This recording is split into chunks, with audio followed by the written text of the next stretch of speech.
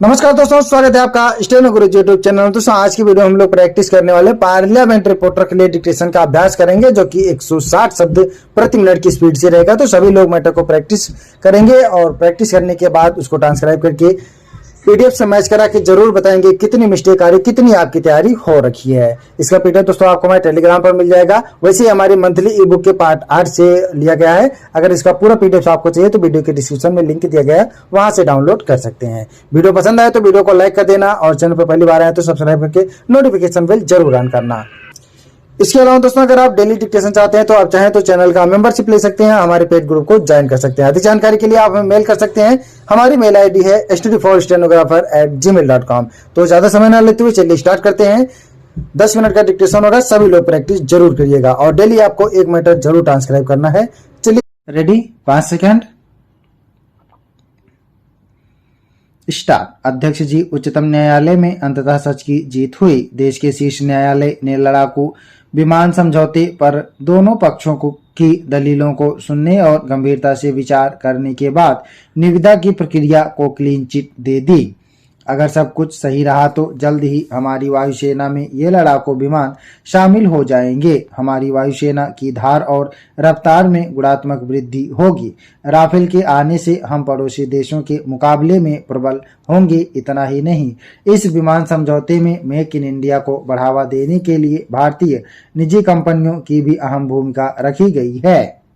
3 अरब euro का काम अगले कुछ वर्षों के दौरान भारतीय निजी क्षेत्र को करना है। इससे न सिर्फ भारत में रोजगार के अवसर पैदा होंगे बल्कि देश की रक्षा जरूरतों की पूर्ति भी होगी। आरोप प्रत्यारोप के दौरान विपक्षी मित्र यह भूल जाते हैं कि वर्ष 2007 में उनकी ही सरकार ने वायुसेना के लिए आधुनिक लड़ाकू विमान खरीदने हेतु निविदा निकाली थी। कई कंपनियों से लंबे समय तक बातचीत के बाद राफेल और टाइफून दौड़ में शामिल रहीं। हालांकि कीमत को लेकर मामला जमा नहीं और समझौता नहीं हो सका था, लिहाजा वे अब विपक्ष की भूमिका में इस डील को लेकर सवाल खड़े कर रहे हैं। महोदय, मैं सदन को यह बताना चाहता हूं कि वर्तमान में भारतीय वायुसेना का मुख्य लड़ाकू विमान सुखोई रूस से खरीदा गया है। रक्षा मंत्रालय का मानना है कि राफेल की खासियतें उस सुखोई से ज्यादा कारगर बनाती हैं। राफेल सुखोई के मुकाबले काफी छोटे क्षेत्र में गुलाटी मार सकता है। इसके मुकाबले राफेल की रेंज 1.5 गुना ज्यादा है। राफेल लड़ाकू विमानों को चुने जाने के बाद भी ये डील कई सालों तक कीमतों की पेच और विवादों की वजह से फंसी रही। भारतीय वायुसेना ने कई विमानों के तकनीकी परीक्षण और मूल्यांकन के बाद वर्ष 2011 में राफेल और टाइफून के लिए सहमति दे दी थी। इसके बाद वर्ष 2012 में राफेल को न्यूनतम मूल्य के आधार पर फाइनल करने पर बातचीत शुरू हुई। इसके बाद भी कीमतों और समझौते की अन्य शर्तों की वजह से वर्ष 2014 तक डील तय नहीं हो सकी थी। अब जबकि हमारी सरकार ने इसे अंतिम रूप दे दिया है तो बेवजह विवाद खड़ा करके विपक्षी मित्र यह विमान से सेना को महरूम कर देना चाहती हैं। मुझे लगता है कि चुनाव आने वाला है और विपक्षी मित्रों के पास जनता के सामने जाने के लिए कोई मुद्दा नहीं है, इसलिए वे इस सौदे को मुद्दा बनाकर जनता को भ्रम में डालना चाहते हैं। दरअसल प्रमुख विपक्षी पार्टी के नेता को लगता है कि जिस प्रकार बोफोर्स ने तत्कालीन विपक्षी दल को प्रधानमंत्री की कुर्सी तक पहुंचा दिया था, वैसे ही राफेल पर विवाद खड़ा करके अपनी इच्छा पूरी कर लेंगे। लेकिन मैं उन्हें यह बताना चाहता हूं कि हमारी सरकार उन्हें जनता को भड़काने का कोई मौका नहीं देगी। हम जनता के बीच जाकर आपके द्वारा फैलाई गई सारी भ्रांति पर प्रकाश डालेंगे और उन्हें सच से अवगत कराएंगे। आपने मुझे सदन में चल रही चर्चा में भाग लेने की अनुमति दी, इसके लिए मैं दिल की गहराइयों से आपका आभारी हूं और अब मैं अपनी बात को यहीं समाप्त करता हूं। अध्यक्ष जी, भारत एक कृषि प्रधान देश है, परंतु कुछ वर्ष पहले तक हमारी कृषि व्यवस्था पूर्ण रूप से विकसित नहीं थी और हम अपने देश के लोगों के लिए पर्याप्त मात्रा में अन्न का उत्पादन नहीं कर पाते थे। हमें विदेशों से अनाज खरीदने की जरूरत पड़ती थी, लेकिन अब चीजें बदल रही हैं। हमारी जनसंख्या का 70 से 75% भाग कृषि पर निर्भर करता है। कृषि हमारे देश की आय का सबसे बड़ा स्रोत है। हमारी अर्थव्यवस्था कृषि पर आधारित अर्थव्यवस्था कहलाती है। इन सब बातों को देखते हुए मुझे लगता है कि कृषि के विकास के लिए हमें और भी बहुत कुछ करने की जरूरत है। महोदय, आज हम इतनी मात्रा में अनाज का उत्पादन कर रहे हैं कि हमारी जरूरतें पूरी हो सकें, परंतु यदि हम अधिक अन्न उपजाकर अन्य देशों को निर्यात करने की स्थिति में आ जाते हैं तो यह हमारे लिए गर्व की बात होगी।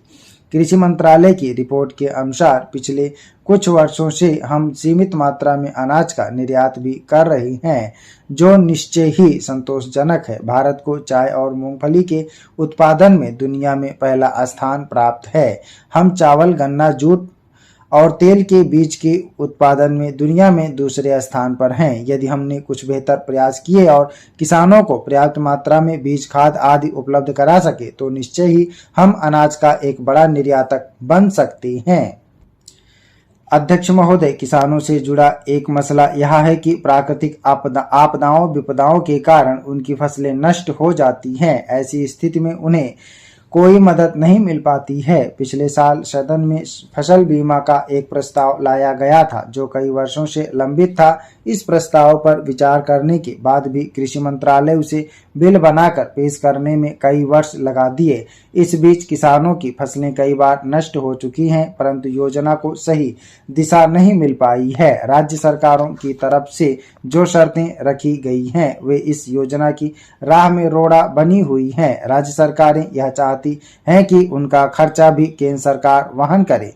मुझे लगता है कि यह सरासर गलत है। मैं केंद्र सरकार से अनुरोध करता हूं कि वह कोई बीच का रास्ता निकाले और इस योजना को शीघ्र लागू करे। योजना पर खर्चे का जो प्रश्न है वह ऐसा नहीं है कि उसका कोई हल नहीं निकल सके। इस संबंध में राज्य सरकारों का तर्क है कि बीमा केंद्र का विषय है, इसलिए राज्य सरकारों पर इसका बोझ नहीं डाला जाना चाहिए। परंतु मैं यह कहना चाहता हूं कि कृषि राज्यों का विषय है, इसलिए लाभ हानि की जिम्मेदारी से वे अपने को अलग नहीं कर सकती हैं। आजादी के बाद केंद्र सरकार ने कृषि के विकास के लिए कई योजनाएं बनाई। खेतों की सिंचाई के लिए पानी उपलब्ध कराने हेतु कई प्रमुख नदियों पर नहरों और बांधों का निर्माण कराया गया। जहां नहर का पानी नहीं पहुंच पाता है, उस क्षेत्र की सिंचाई के लिए किसानों को नलकूप और पंप सेट प्रदान किए गए। किंतु कृषि में बेहतर बीज, उर्वरक और नई तकनीकी के प्रयोग पर बल दिया गया। इन सब के बावजूद राज्यों का यह रोना बिल्कुल भी उचित नहीं है। इसलिए मैं कृषि मंत्रालय की मांगों का समर्थन करने के लिए खड़ा हुआ हूं। पिछले कुछ समय से अनाज के भंडार के क्षेत्र में घटी घटनाओं से पता चलता है कि राज्य सरकारें भंडारण इकाइयों को पर्याप्त सुरक्षा उपलब्ध नहीं करा सकी हैं। आज जहां विश्व का प्रत्येक देश खाद्य सुरक्षा को लेकर चिंतित है, वहीं हम इतनी लापरवाही से काम ले रहे हैं। मुझे इस बात की चिंता है कि पिछले कुछ सालों के कामकाज को ध्यान में रखते हुए संसदीय समिति ने जो रिपोर्ट प्रस्तुत की है, उसमें अनाज के गोदामों की व्यवस्था पर प्रतिकूल टिप्पणी की गई है। इससे पता चलता है कि भारतीय खाद्य निगम की ओर से अनाज के भंडारण की व्यवस्था पर पर्याप्त ध्यान नहीं दिया गया है। अध्यक्ष महोदय, किसानों की उपज को बढ़ाने के लिए जो साधन उपलब्ध हैं, उनकी तरफ सरकार का ध्यान जाना चाहिए। राज्य की सरकारों की तरफ से इस दिशा में जो भी प्रयास किए जा रहे हैं, वे काफी नहीं है।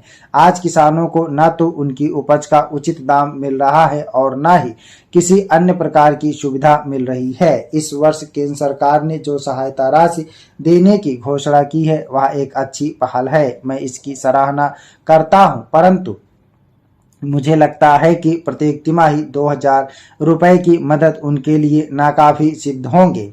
यदि यह सहायता राशि 2000 रुपए प्रति माह तक की जा सके तो उत्तम होगा। हो सकता है कि सरकार की मंशा इस दिशा में आगे बढ़ने की हो, परंतु आज जो परिस्थिति है, मैं उसके बारे में कह रहा हूं।